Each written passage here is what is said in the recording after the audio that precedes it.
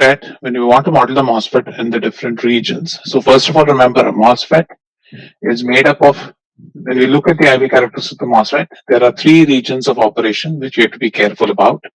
One is the cutoff region, the triode region, and the saturation region. So if you remember it from the output characteristics of the MOSFET, that is why I plot IDS as a function of VDS. Then cutoff region is when the gate voltage is less than VT in the case of the NMOS. So the no inversion layer is formed. So essentially the drain and the source are open circuited. So when the transistor is turned on, we say that it's either in triode and saturation region, and that really depends on how does VDS compare to VGS, right? So if VDS is greater than VDSat, then we say it is in saturation. That is, the current is independent of VDS in that case. And if the transistor is, the drain voltage is less than VDSat, then we say it is in the triode region, where the current is actually a function of both the gate voltage and the drain voltage. Remember, in saturation, the current is purely a function of only the gate voltage of the device. And so we went through the math of it and we figured out that to extract the ID of the device, I need to understand how the inversion profile looks like within the channel. Once I know what the inversion profile looks like within the channel, then by integrating that from source to drain of the channel, I can essentially get what the current is, right? So we did one example where we assumed that suppose VDS is very small, we found that the IDS is basically proportional to VDS. So what this looks like at very slow voltages, right? Essentially the MOSFET looks like a resistor. And this is where the term transistor comes like, because this is a transfer resistor. So by using VGS, so remember again, depending on what your VGS looks like compared to VT, you're going to change the conductivity of the channel, right? Which means that the higher, the farther you separate the VGS from VT, the lower the higher the conductivity of the channel, or lower the resistance, right? So if you want to modulate the resistance at low voltages between the drain and source, if I want a very low resistance, I'll ensure that I've given a very high voltage to my NMOS so that the resistance that it shows to the circuit is less. Right? Now let's look at a generic case. And again, so I'm doing this math a little bit rigorously, but then I'll give you a shorthand method how to remember all this, right? So remember, if you go back, we said that Qi of X at any point X within the channel is generally given as a function of the voltage in the channel, right? So when I do ID dx is equal to mu effective times Qi times, remember this is always times W. So remember, in my derivations I use W because W is a width. Your textbook calls this Z. So when you're following the textbook, please ensure that you use the term Z. Right. So, your textbook will write your current equations as Z by L. I will write it as W by L. I use W by L because that is generally the convention followed by all circuit designers. So I tend to use those conventions. So here essentially what you have is, therefore now if you see this, the current expression really depends on how Qi of X changes as a function of X, right? And how do we define X again? Remember, this is your N plus region. This is your N plus region. This is the source end of the channel, drain end of the channel. So at this point, X is equal to 0. At this point, X is equal to L, where L is called as the gate length of the transistor, right? And so essentially what you have is that depending on how charge looks like, so if you had small VDS, right, the charge would look something like this. It's fairly constant, right, as a function of L. As I start making my, as I start increasing VD, basically I begin to see that my charge begins to drop at the drain end of the channel, right? And that's because I'm reducing the surface voltage at the channel. So now we think of two cases. So the first case we talk about is a gradual channel approximation. So when you use this term, gradual channel approximation, what we're essentially saying is that V of X is linear with respect to X, right? That is, as I walk from 0 to, remember this point is at VDS, this point is at 0, right? So as I walk from source to drain, right? My voltage is increasing in a linear fashion. So if I use that expression into my equation for current, again, all this is not important. I'm just giving you to keep track with the textbook. Your ID works out to a pretty ugly expression.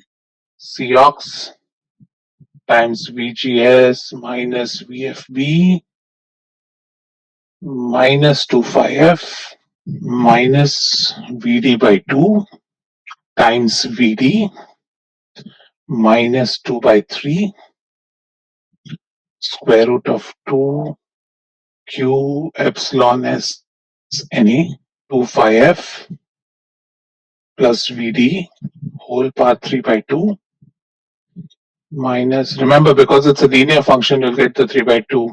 You'll get a square root also coming in, so you get the 3 by 2. Right? So again, nobody expects you to remember this, a pretty ugly expression, right? So this is actually the expression of ID in the triode region. So in the triode region, when I assume that V of x is linear with respect to x, then I get a pretty unwieldy and ugly expression which tells me what ID is as a function. So again, you see, ID is a function of both VGS and VD here. So I want you to remember that. In the triode region, the IDS is a function of both VDS and VGS, right? And now, what do we do now? Suppose I want to find what the current is in saturation. So what do we know about at what point does the transistor enter saturation? At what point does this transistor enter saturation? VD is equal to VD sat, right? So at VD equal to VD sat, the transistor enters saturation. So for any VD greater than VD sat, the transistor will be in saturation, right? And what is the expression for VD sat? How is VD sat defined in terms of the gate voltage? VG minus VT, right? So always remember, VD sat is an expression, is dependent on what your gate voltage is, right? So if I want the transistor to saturate early, I want to give a smaller gate voltage, right? So now what happens is, to find out what the current is in saturation, all I need to do is substitute my VD as VD sat into this expression and solve for that. Then what current I get will be the ID sat, right? So to calculate the ID sat, I substitute VD by VG minus VT, right?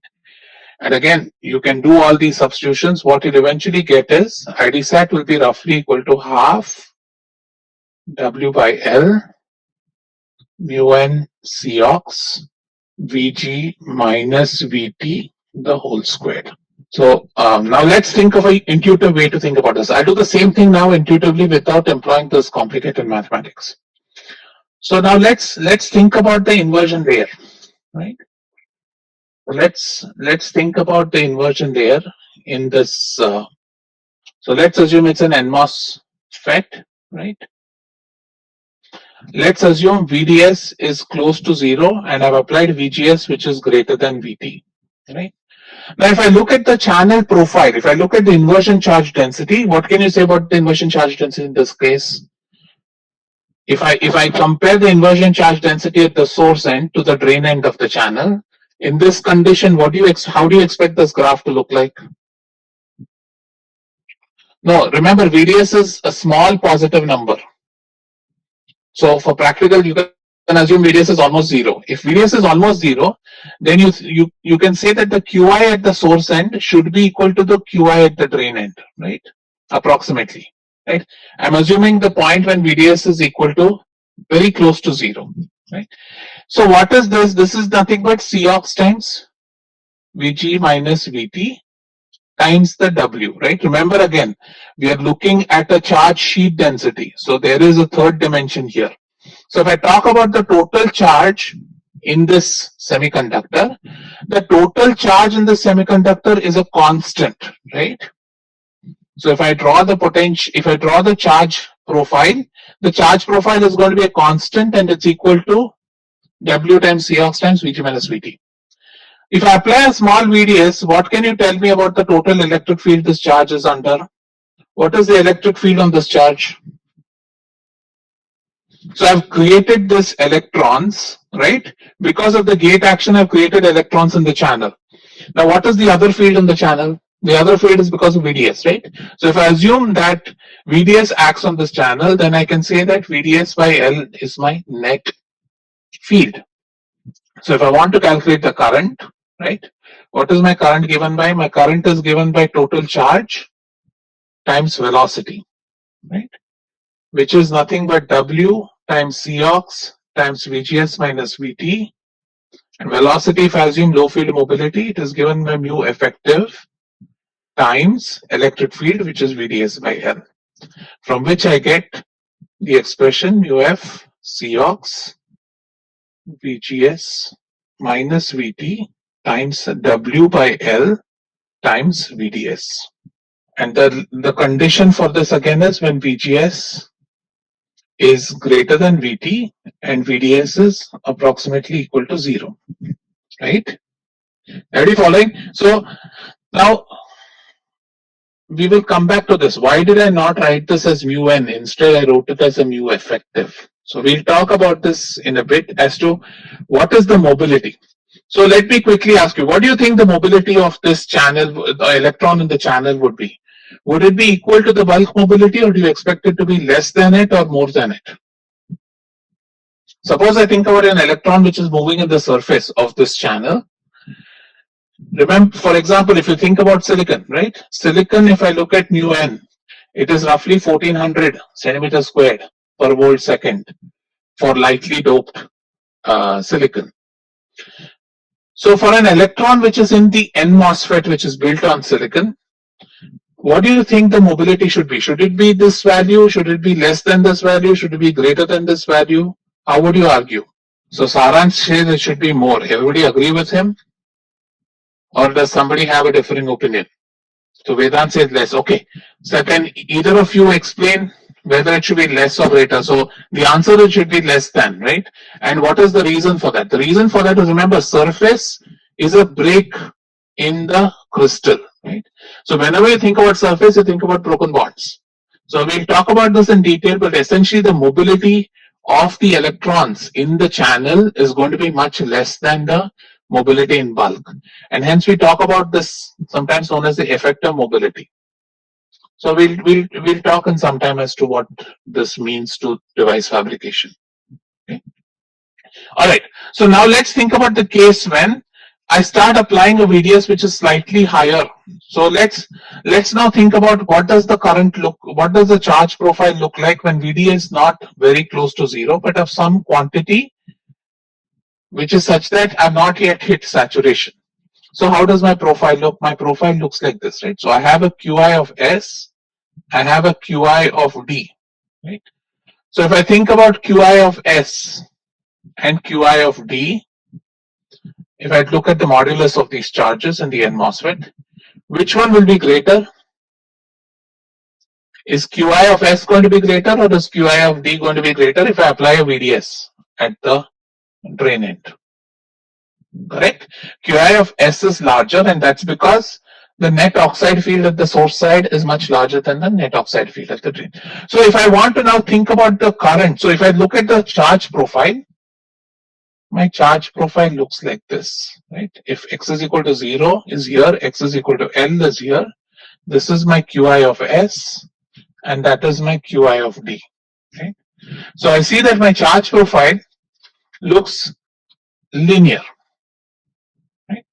So if I want to now approximate this, so remember in the previous case it was easy because the charge was a constant, right? I could assume that this charge in steady state is flowing with a velocity, so I can quickly derive this.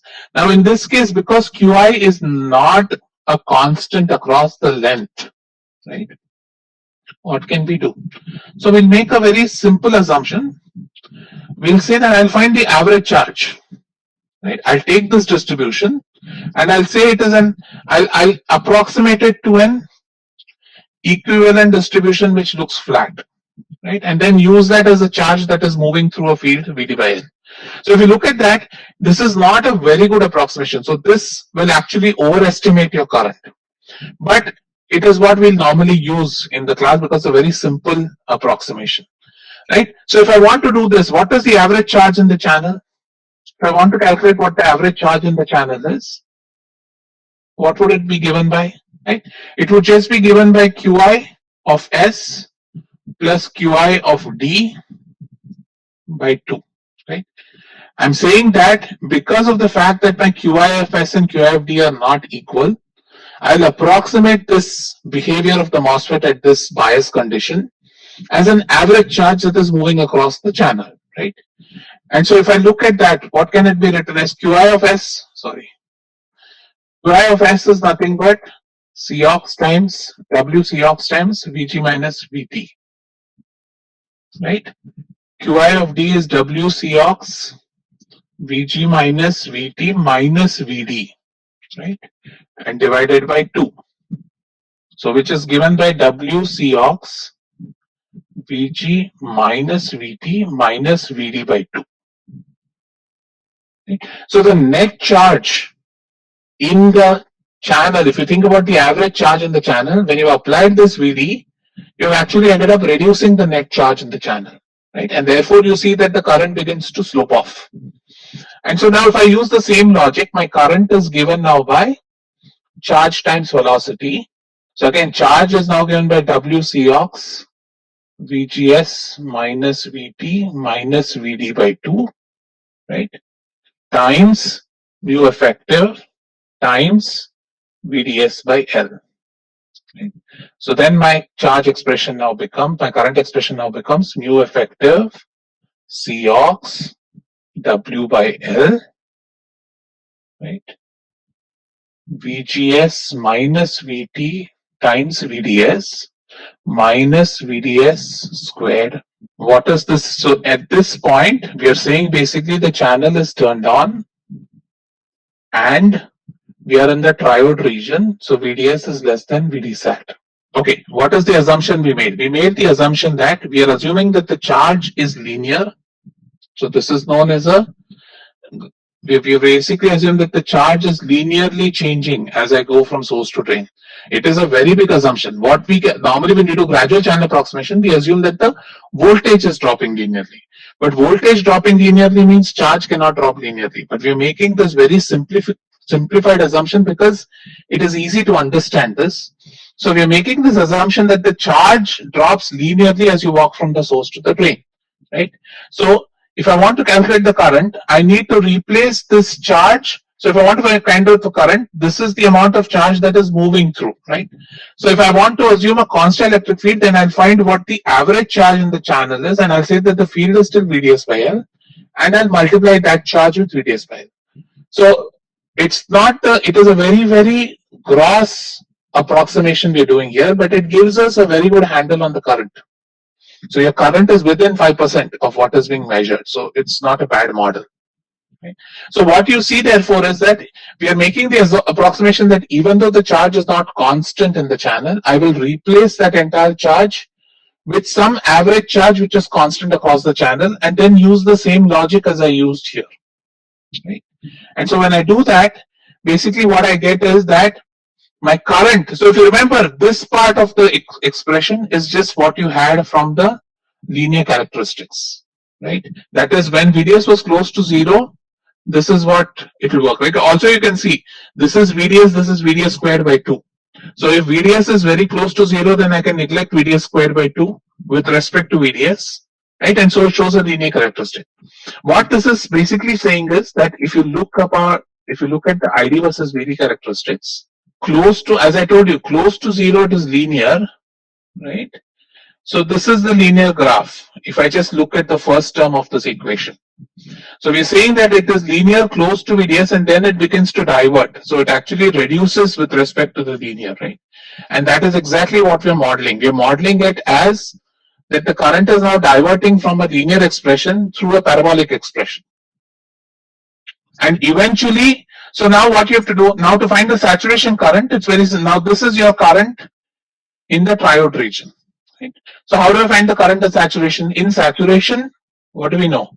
In saturation, we know that ID is equal to ID sat when VDS is equal to VD sat is equal to VG minus VT. Right? So we know that once once the drain voltage crosses VDSAT, the current is going to be a constant, right? So to calculate IDSAT, what I do is I take this expression and replace VDS with VDSAT, right? So I can write my IDSAT expression as UN mu effective Cox W by L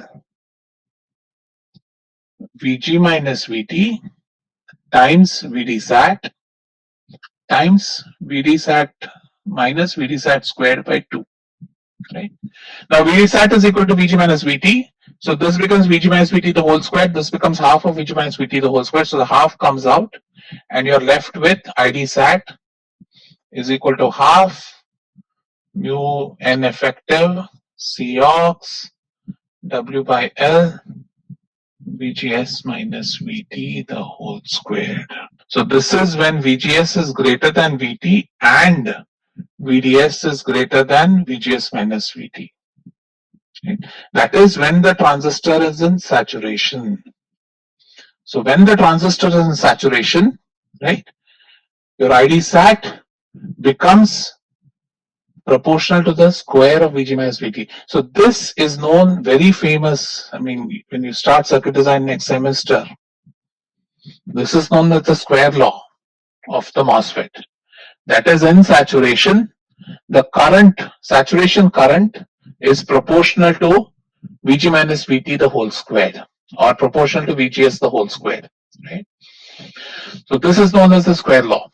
Again, we'll see that this is almost, today's transistors do not even follow this law. So this is no longer in use, but we see that this is a good expression to learn basic circuit design, to learn basic MOSFET. So we will use this a lot in your introductory circuit classes. But you should very quickly remember that all this is not true in today's design. So today's design has a different expression for ID versus VG. Right. So let's summarize what we have done. So let's think about what our equations are. Okay. Again, very important graph and very important to keep this in mind.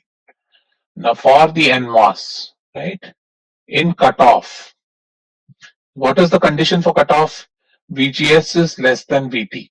VDSAT can be, VD can be anything, right? In this case, VDS can be any value, but as long as VGS is less than VT, right, this transistor will be in cutoff. In that, we are saying basically IDS is equal. So this, what I'm talking about here is the square law model of the MOSFET. It's the simplest IV model of the MOSFET, and that's what we'll use in this class. So the simplest IV model says that this, now in the linear region, right, or when VDS is very close to 0. Sometimes you don't need to remember this, you can just remember the triode region. Let's do the triode region first. In the triode region, what we know? We know that VGS has to be greater than VT and VDS has to be less than VDSAT. Remember, and VDSAT is always given by VGS minus VT. In that, your IDS is written as mu effective Cox W by L. Remember again, in the textbook, this is written as Z. That W is written as Z. Mu n Cox W by L, VGS minus VT times VDS minus VDS. So if you remember this formula, when VDS is very close to 0, you can neglect the second order VDS term with respect to the linear function. So at VDS very close to 0, this becomes a linear expression. So at VDS equal to varies, then IDS just becomes mu f Cox W by L Vg minus Vt times VDS, right? And finally, in saturation, when you, again, what is the condition for saturation? Transistor should be turned on and VDS should be greater than VDSAT, or that VGS minus VT. In that case, your IDS is written very simply as half mu effective Cox W by L Vg minus Vt the whole square. So so remember for a PMOS, all this will change. So if you want to remember for PMOS, remember for PMOS, VGS has to be negative, VT has to be negative. So one way to think about the PMOS is take all the absolute values of the voltage, right? So you can just remember this one formula and remember that all voltages need to be taken in their absolute values, right? So what have you, so you've gotten a very powerful tool here. Basically now, you can solve any circuit which has a MOSFET in it, right? Because now you know that you know the model of the MOSFET. So you know how to think about the MOSFET as a black box and how to make interesting things. So we'll learn in the next semester and remain how to use these MOSFETs to make interesting circuits, right? So anyway, this is a very important. This has to be etched in your mind at least for the next year as you go through microelectronics and ADVD. These three expressions for the current are extremely important. So do not get into the habit of writing this directly without looking into a textbook. This is not a formula that you should not know. This should be available at your fingertips immediately. All right. So let's talk about what are known as output characteristics of the MOSFET, right? So what do I mean by output? So let's again remember, this is the MOSFET, NMOS, gate, drain, source, right? You have an IDS, you have a VDS, you have a VGS, right? Remember, the MOSFET, the way it is designed, whatever is flowing into the drain will flow out of the source, right? That's why we use the term IDS. Whenever we look at a circuit element, we want to know if it's a 3-node, what are all the currents that are flowing in and out of the circuit, right? So that is what we say when we want to model the circuit. So what can you guys say about IG? What is the value of IG? What is the current flowing in the gate of the MOSFET? 0, right? Because it is a capacitor. We assume it's an ideal capacitor. So the oxide insulator is going to prevent any current flow flowing into the capacitor. Again, this is very important because when we do bipolar junction transistors, we'll see that the equivalent controlling terminal in the BJT is not a capacitive element. So there we'll see that the BJT will work differently. Right? So in a MOSFET, always remember that this controlling element does not allow any current to pass through that node. Right? And so whenever I talk about output characteristics, remember, normally if nothing is given, this is treated as an input, that is treated as an output. So we talk about output characteristics, transfer characteristics, input characteristics. So whenever I say output characteristics, I want to understand how IDS varies as a function of VDS, right, for different values of VGS. So this is what I want, this is what I mean when I say the output characteristics. So let's draw what the output characteristics of an ideal MOSFET should look like. So we know that when VGS is less than VT, current is 0, right? So this is the curve when VGS is less than VT. That is, the current is 0. Now, as I keep increasing VGS, once I've crossed VT, what I see is this. So this is for different values of VGS. So what we see for different values of VGS is the current begins linearly, then slowly turns over and eventually saturates. And this is going to be your VDSAT 1, this is going to be your VDSAT 2, and so on, right? This is going to be your VDSAT 3. Remember again, VDSAT is a function of VGS. So at what point the transistor saturates depends on what is the gate voltage on the MOSFET, right? And so what can you say about, suppose I talk about the conductance, output conductance of the MOSFET. What can you say about the output conductance of the MOSFET? What does output conductance mean? How would I define this? How do I define an output conductance of the MOSFET? Can anybody tell me how would I write the formula for output conductance? So dID by D. Okay, before we go there, can anybody answer Harsh's question? I want to see if everybody has understood this or not. So Harsh asks, if I've drawn this curve for an ideal N MOSFET, which is an enhancement MOSFET, if I draw this, is VGS1 less than VGS2 less than VGS3, or is VGS3 less than VGS2 less than VGS1? Which is the minimum voltage? As I apply more VGS, should the current go up or go down? Harsh, go back to this expression. If I apply more VGS, what happens to the current? Current goes up, right? So which means that in this case, as I apply more and more gate voltage, my current is going to go up. So in this case, when I've drawn something like this, VGS3 is going to be the highest gate voltage applied. Is that clear? Remember, this is an enhancement MOSFET. What does an enhancement MOSFET mean? Enhancement MOSFET means that normally the MOSFET is not going to conduct current. To make it conduct current, I need to work on it, right? So therefore, the more voltage you apply on the gate, the lower the conductance. All right. So we'll go to output conductance, and that can be written as you guys rightly pointed out, dou IDS by dou VDS. So now what can you tell me about the output conductance in the linear region?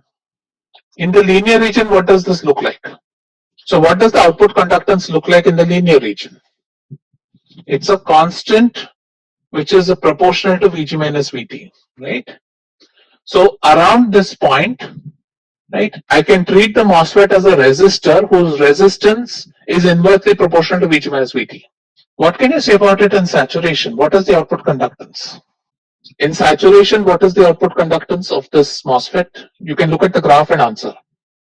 0, right? Very good.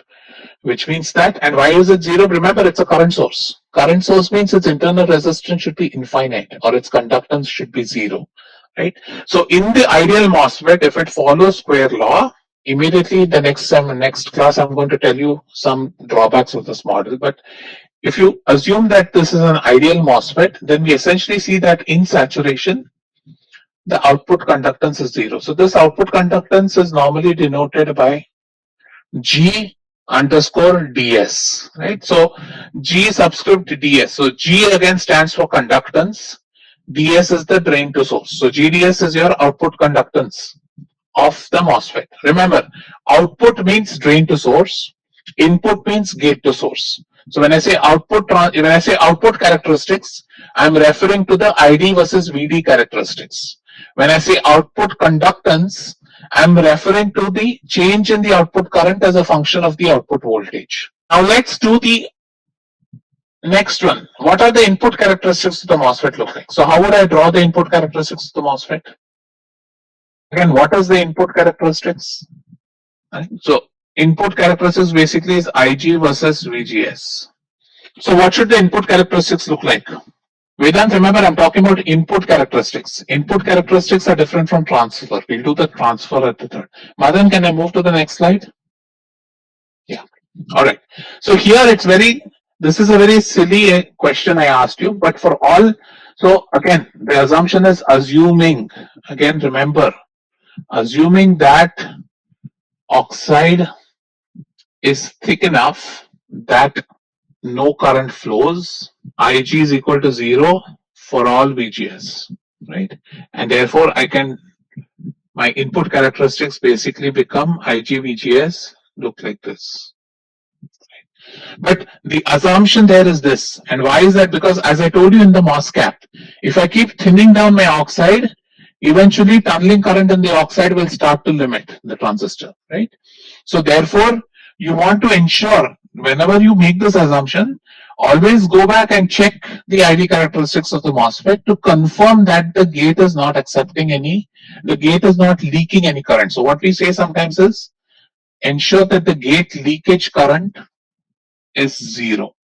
So again, when we use an ideal MOSFET for your first class, this is not a problem. But again, in today's transistors, this is an issue. Right? So when you're doing circuit design, if you're ever going to go into an internship or a job, you'll see that IG becomes an important term. You have to check that every time when you design the circuit. Okay. And now let's go to the third type of characteristics which you should know, which is known as the transfer characteristics. Right? So what does the transfer characteristics mean? So anybody? Now Vedant, you're right? So what Vedant discussed earlier, IDS versus VGS for different VDs. Right? So we want to find, remember, what is the MOSFET doing? MOSFET, you're controlling the output drain to source current with an input gate to source voltage. Right? So when I say transfer characteristics, I want to understand how am I controlling my output variable with respect to my input variable. How is my input variable controlling my output variable? Right? So basically, I want you guys to tell me, how would I plot something like this? Let's assume the transistor. So where would I begin? So what happens when VGS is around 0? What is the current through the transistor when VGS is 0? Right? So the current is going to be 0 till which point? Till what point does the current remain 0? Right? Current remains 0 till you hit VT. Now when you've hit VT, what happens after that? After VT, does the transistor go into saturation or does it go into the linear region? Right. So let's assume that I've applied a VD. Let me give you some example. Assume that your VDS you've applied is 3 volts, right? And assume your VT is 1 volt. Now tell me. So so think about it. I've applied a dial on my x-axis, right? So I know that as I keep increasing my voltage on the gate, from 0 to 1 volt, I will not see any current. Now, when I increase it beyond 1 volt, in which region of operation is the transistor? Suppose I apply 1.2 volts at the gate. If I apply 1.2 volts at the gate, is the transistor in saturation or is the transistor in the linear region? No. Again, what am I doing? VDS is 3 volts. VGS is 1.2 volts. VT is 1 volt. Is this transistor in saturation or linear or triode region? Saturation, right? Everybody following saturation. Why is that? Because VGS minus VT is only 0.2, whereas VDS is 3 volts. So VD sat is only 0.2, VD is 3 volts, so you're starting in saturation. So remember, there is the difference between when you draw the transfer characteristics and the output characteristics. Right? In the output characteristics, you go from cutoff into triode into saturation, right? As you increase VDS, because for a given VG, right, as you increase VDS, you initially start off in the triode region of the MOSFET and then enter saturation. However, in the transfer characteristics, you're initially in cutoff, then you enter saturation. And when will this transistor leave saturation? Suppose I'm increasing VGS. At what VGS will this transistor leave saturation? Everybody sure it's 4 volts? Right? So basically from 1 volt to 4 volts, right, along the x-axis, the transistor is going to be in saturation. After 4 volts, it is going to go into the triode region. Right? So what can you say about the function IDS versus VGS? Right? So we can call this, say, VD sat plus VT. So what can you say between these 2 points? How does the graph look like? What is the relationship between ID and VGS? Is it linear, exponential, parabolic, cubic? Right? So what you see is once the transistor enters saturation, it rises parabolically. Right? God, I'm such a bad. So you see that the current rises parabolically till it reaches VD sat, and eventually it is going to become linear, right? As I push it more and as I keep increasing my VGS very high, eventually the transistor is going to slip into the linear region. So far away here, you're going to expect a linear relationship between IDS and VGS, right? Because there it has gone linear. And here it is a proportional to VG minus VT the whole square, right? So what you see here now is that, again, remember, this is very key, right? As you go, when you look at transfer characteristics, when you turn your VGS beyond VT, the transistor enters saturation first and then comes out of saturation to linear, right? And also remember, Saksham, where is constant current? There's no constant current, it's linear current. Current in the MOSFET is always going to be either proportional to VGS or proportional to VGS the whole square, right? Remember why? Because VGS is controlling the total mobile charge in the channel. So you can never have a condition where IDS will become constant with respect to VGS, right? Because that essentially means that it's a useless device. I'm adding more and more VGS to create charge, but the charge is not giving me a high current.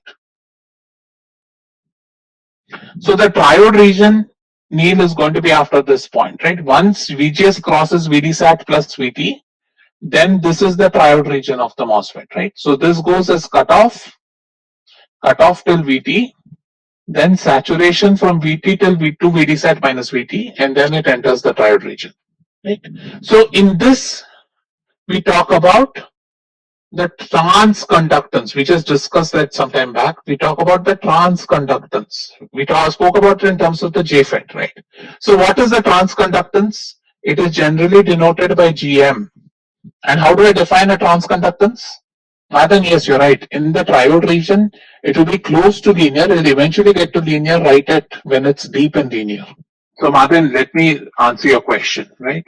At this point, right, you're right that IDS is proportional to VGS VT, but remember this is an approximation. So using this formula, you're right, it is getting into linear and it continues to remain so. But remember, this is actually overestimating your current. Right? So using this formula, you're right, it goes into linear in the triode region. But in reality, it doesn't go directly into linear, it takes some time. Okay. All right.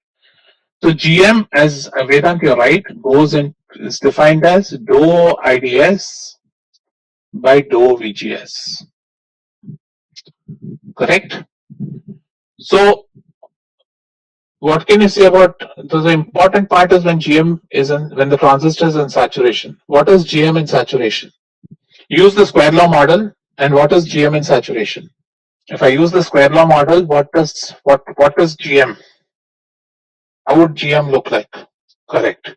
Remember, you're going to differentiate this expression with respect to VG minus VT, right? So the 2 comes in front here, 2.5 cancel. So you're left with a linear expression. So what you see is that GM can be written as W by L mu n C ox VG minus. And what is transconductance? So transconductance is telling you what is the small change in current I get for a small change in voltage, right? So which means that if I want a condition where I want to get a higher sensitivity, that is I want to get more current for the same change in gate voltage, then I will bias it at a point such that VGS minus VT is as high as possible, right? This will be mu n effective. Correct? So in this case, if I were to ask you plot GM versus VGS, then GM versus VGS is essentially going to be linear in this region, right? And where does it hit maximum? Correct. So in this model, GM will be maximum at this point. Again, all these points are important because you may not appreciate in this class, but microelectronic circuits will start right here. Microelectronic circuits will assume you know everything about MOSFETs and we'll start designing circuits, right? So all these things are very clear. What are the different output input characteristics of the MOSFET? How do currents and voltages change?